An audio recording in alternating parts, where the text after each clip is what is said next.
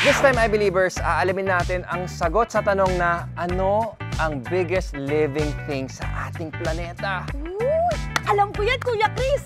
Alam mo rin to? Oo naman, because we're iBelievers! And you know all the answers? Of course! Okay. Literal na big topic itong next na pag-uusapan natin, iBelievers. Redwood trees ang tallest trees sa buong mundo. Higit 360 feet ang taas nito at yung trunks ay more than 25 feet ang diameter. Hindi lang ito ang tallest trees, ito rin ang tallest living things dito sa Earth. Wow! Record holder! Makikita ang mga ito sa coast ng Northern California kung saan malamig ang temperature. Conifers ang mga redwood tree. Nagpo-produce to ng cones at needle-like ang dahon nito tulad ng Christmas tree. Pag low humidity, lumiliit ang cones. Pero pag maganda ang klima, lumalaki yung cones at lumilitaw ang mga seeds nito na siyang tinatangay ng hangin. Kung saan bumagsak yung seeds, doon ito tutubo. Pwedeng sa forest floor, sa mabatong bundok o sa lupa. Millions of seeds ang napaproduce ng isang redwood tree. Konti lang ang nagiging seedling.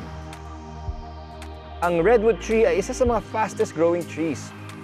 Kada taon, mahigit 3 feet ang itinataas ng isang redwood tree. Bakit mabilis lumaki ang giant trees na to? Ang secret ay precipitation. Madalas umulan sa redwood forest kaysa sa ibang kalapit na gubat nito. Meaning, more water equals more growth para sa mga redwood trees. I believe!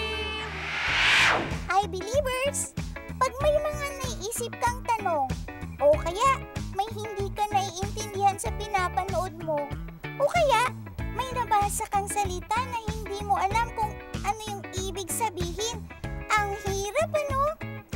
Pag ganon, huwag kang mahihiyang magtanong sa nakatatanda. Pwede kay teacher o sa librarian. Pero andyan din naman palagi sina ate, tsaka si kuya, si nanay, si tatay, si tito at si tita. O kaya sina lolo at lola. Kaya, syempre, pag may sumagot sa tanong mo, dapat lagi kang magpasalamat. Thank you! Ganon! I believe!